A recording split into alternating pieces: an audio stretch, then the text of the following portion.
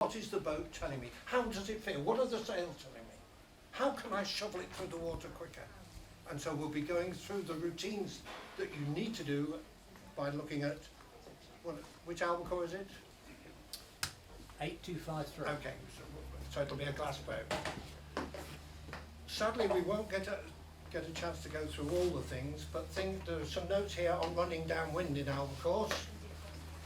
I don't know about you, but when you're going to windward, if you make a cock up, because the wind and the boat are going in opposite directions, you know, it's pretty short-lived-ish. But downwind, if you're going to make a cock up, the boat is going slowly because there's less wind. So downwind is the place to lose, places. Sail setting ideas. If the sail to this, do this. If the sail to that, do that. And we'll go through that in the thing outside.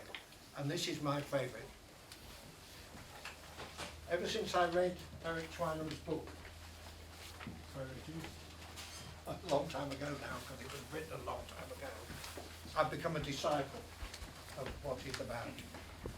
This diagram sets the path. He's actually, unfortunately, he calls it winning. I suppose you're allowed to do back in 1973 when we lived with it. I think coaches these days would prefer something like improved performance. Yeah, I quite like winning though. Yeah. We know that. Yeah. And what he's doing, and this is the pathway, what he's doing is setting a two-pronged approach. Outside the boat, what is happening outside the boat that we need to use, and inside the boat, basically, how do we cope with the stuff that's happening outside? What I think it's bloody brilliant, is the tuning bit. I mean, it's a sort of appendix bunged out to one side, isn't it? I think he's much more, and we should be much more inclined on what's happening outside and what's happening inside the boat. I mean, we say, for instance, the mast rate should be 23'3" and force what? 23 foot. I mean, it's always varying. How can it be? And we have, in fact, I'll show you it in a minute, we have a wonderful photograph of Neville Herbert. Neville Herbert with the ugliest looking boom height in the world. And it was that line when you were a race officer. I think he won the race by a leg and a half because we couldn't tell him it looked ugly. We had to do it before the start or after the finish, because during the race. So what I'm hoping to do is that numbers aren't the answer. What's happening in front of us and the feel is the answer. Right. Unfortunately, I don't have a picture of a really well-sailed albacore, but this is it. Boat dead upright. How do you know it's dead upright? This boat is the boat that the designer intended. Water is going round both sides, going round both curves and off the back. The rudder is dead down the centre line. If the rudder is dead down the centre line, you know that the water is going round the same curve. If the waterline becomes asymmetric, i.e., because you decide to heel it over, what's the guy got to do? Got to pull the tiller towards him to correct the fact that this side of the boat, look at this dirty great bow wave building up, pushing the bow into wind. He's got to use the rudder to steer all the time. If you move the tiller 3 inches away from the centre line, 70 mil from the centre line, you're creating the same sort of drag that you would be if you bunged your arm in the water. That's a great way to cool the lager down, but it's a dog slow way to get the boat through the water. So, boat dead upright. What we're hoping we're going to find today is that because there'll be gusts and lulls, you know, we're going to see, I hope, that we have to constantly alter the sail, the mainsail particularly, to keep the boat upright. Golden rule.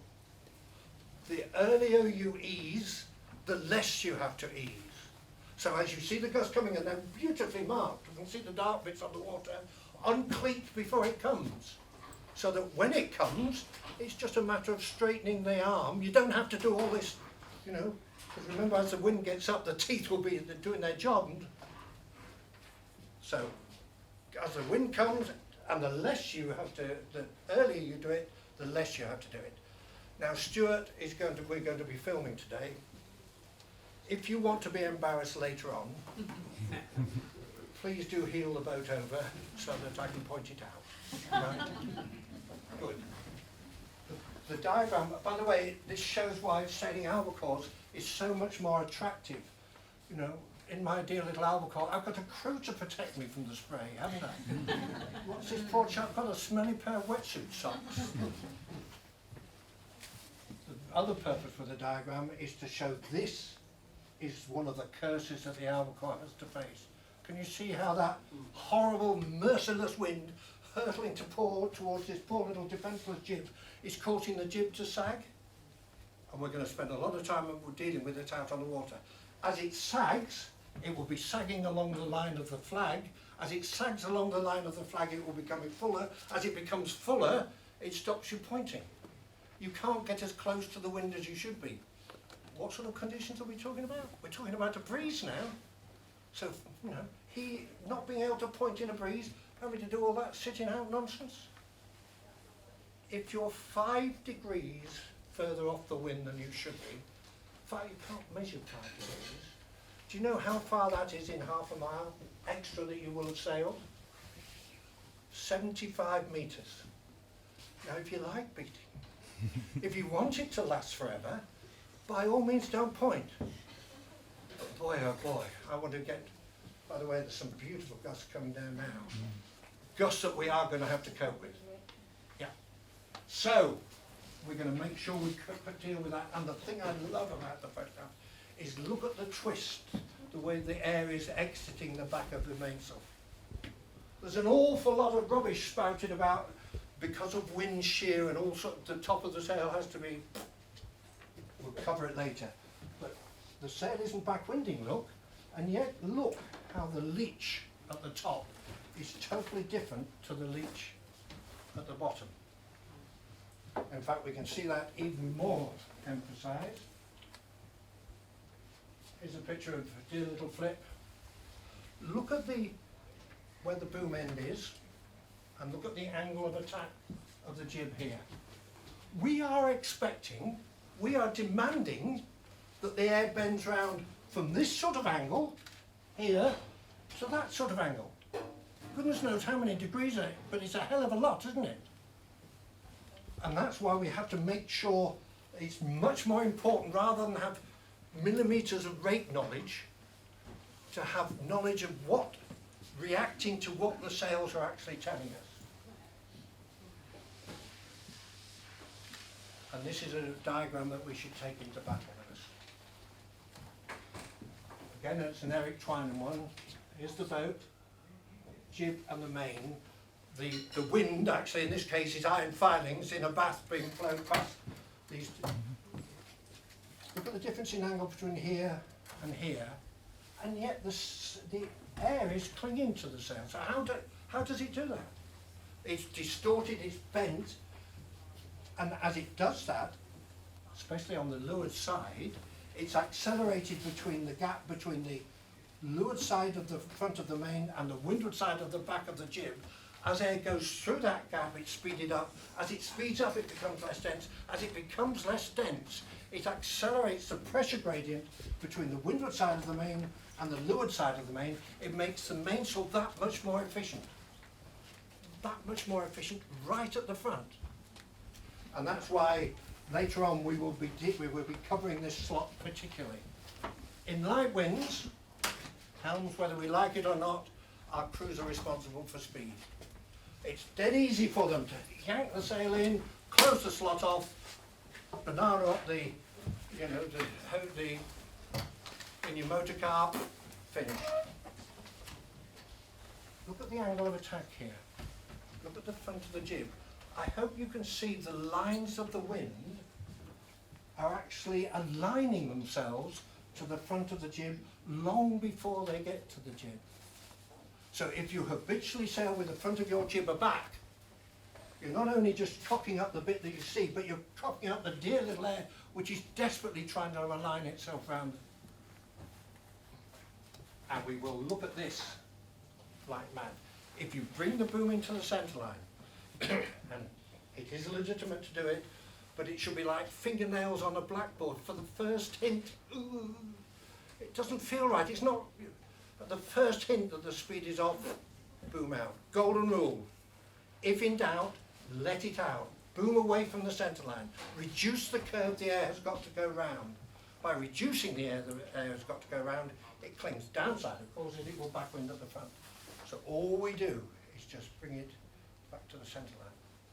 I think albacores, now that they can sheet into the centre line much more than they ever used to, the potential for speed is there, but also the potential for the other is there as well.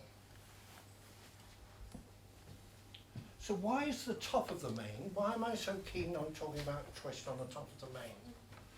Look at the slot. Can you see the difference between the back of this mainsail and the back of this mainsail?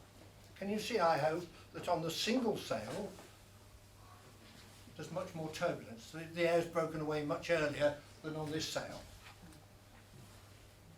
Why is that of relevance to an albacore? We're talking lasers and solo. No.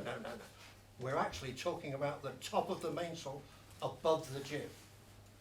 The albacore has got one of the biggest unsupported topmasts in dinghies. It's got nearly 2 metres of, sails supported by a single bit of black or silver stuff. What this shows is that if we have a slot, i.e. lower down, we can sheet into the centre line because we've got air pouring, forcing its way through that gap. But above the jib, where the mainsail is in fact a jib, we have to open the sail out and ease the leach away from the centre line. And what we'll see, I hope, is dead easy to do. All we need to do is to, let's go back one. No, back 2. Sorry folks, I'm out of sequence. All we need to do is look in the number area. Is the front of the mainsail backwinding in the GBR? If the answer is yes, sheet it in. If the answer is no, let it out.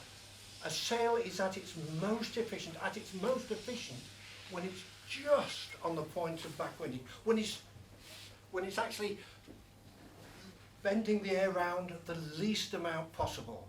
So undersheet, undersheet, undersheet. Have you ever been in this position here, covered? Yeah. This normally happens, what happens in club racing, you think, bother, or words to that effect, I'm being covered, and you tack off and disappear. It's smallish fleets, it's dead easy to get, fresh air. At the championships, 30, 40, 50, 60, 70 boats, how long do you think it is before you can tack off? It feels like a week, doesn't it? And what happens, crews will know this, what happens to the dearly beloved helm? It's hard to believe, I know, but he'll get all uptight. And he'll grumble, probably, but he'll also do much worse than that. He'll sheet in, push in point. Ah! Look here. In order to move through the air, the airflow round the sail has to be symmetrical. The airflow round this port, number 2, is definitely not symmetrical. There's no point pointing, there's no point sheeting in. Just go with the flow, and at the first opportunity, tack. But, have you ever done that? I've done it trillions of times, where you think, buck up, and you pop in the tack, and you've forgotten to look on your hip. And there's a starboard tack boat 20 yards away who can hardly call starboard, he's giggling so much. So 2 tacks in a few. When I'm in this situation, all too often these days, when I'm in this situation, I say to my crew, I'm sailing it, you look, is there a gap, is there a gap, is there a gap? Tell me when the gap comes. And then he'll say, okie doke, Mike, or she'll say, okie doke, and I will check. There's always an occasion when one crew says, oh yeah, we'll cross him easy. And we didn't. It was mentioned. So we are going to, in the races today, we will have short courses. We will have to put up with this. One of the exercises, by the way, is we're going to have to get used to it. You will not be allowed to tack for 30 seconds after the start. It's the law. You will not be able to tack. Feel how horrible it is. Get used to it just in case it ever happens.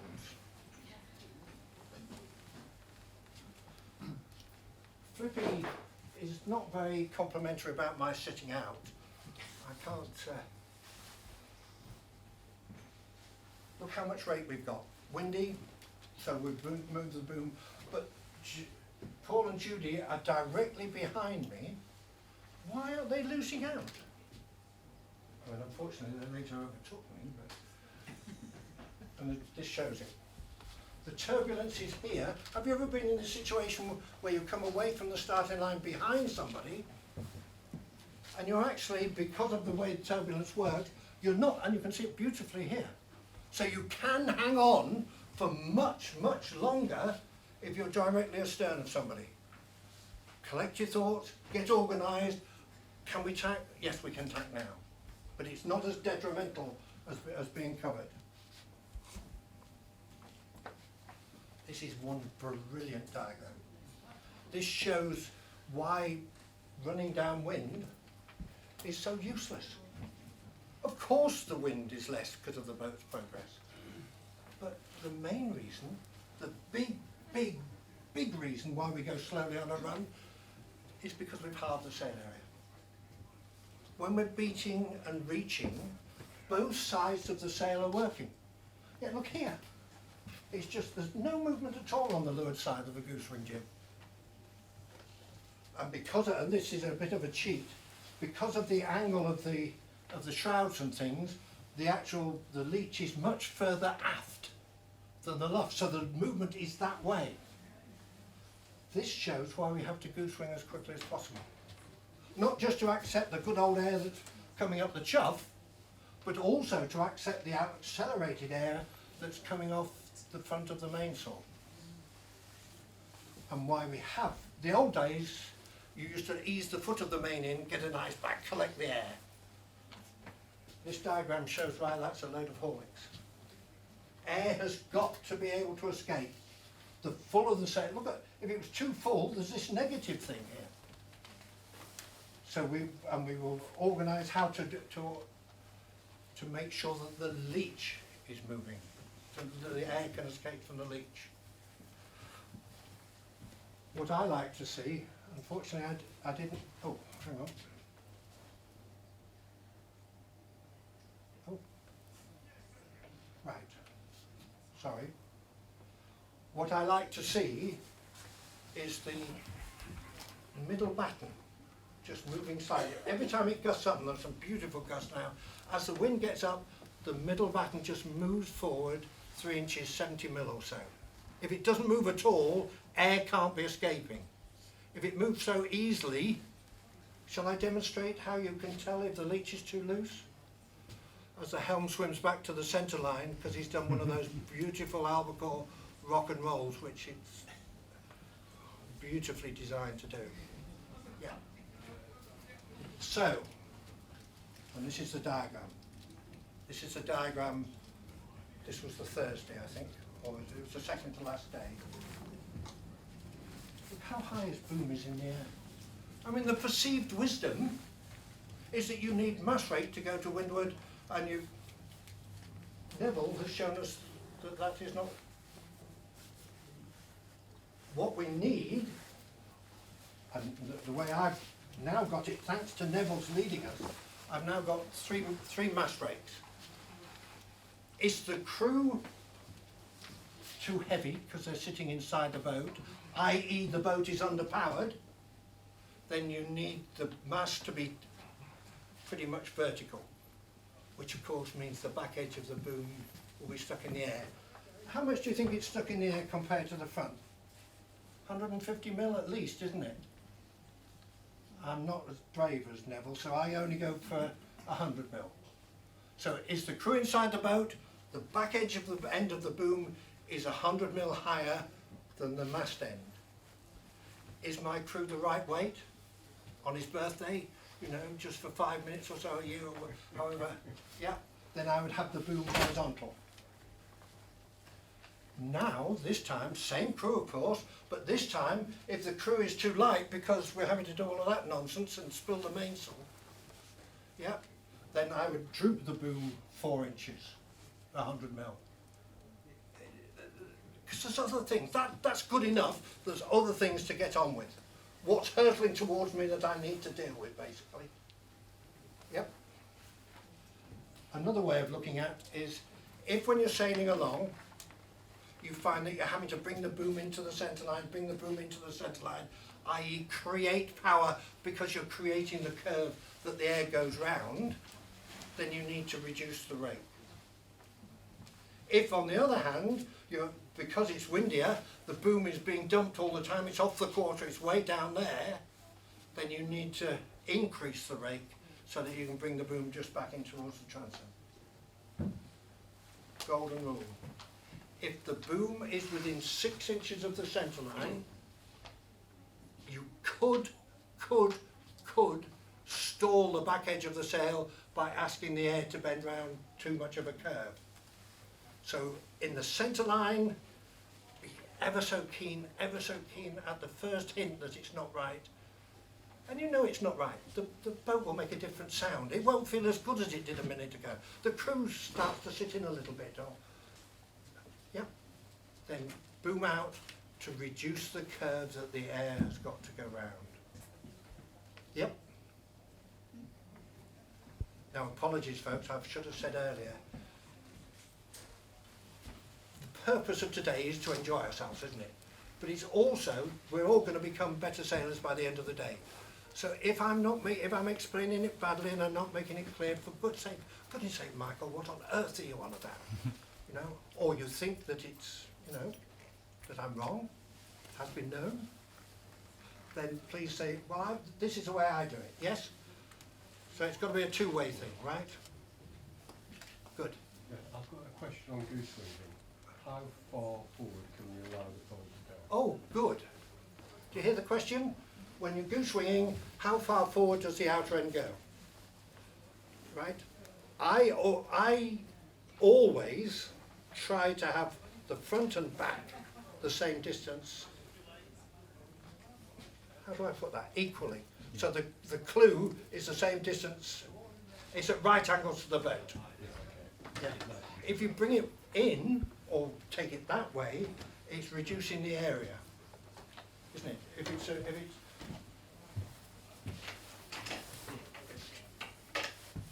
you've got this and a fixed length, that will be further out than the other two, won't it? Yes?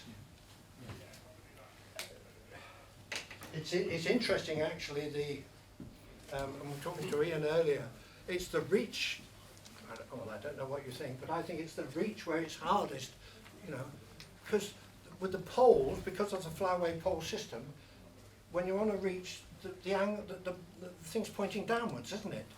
And because it's pointing downwards, it must be tightening the clue.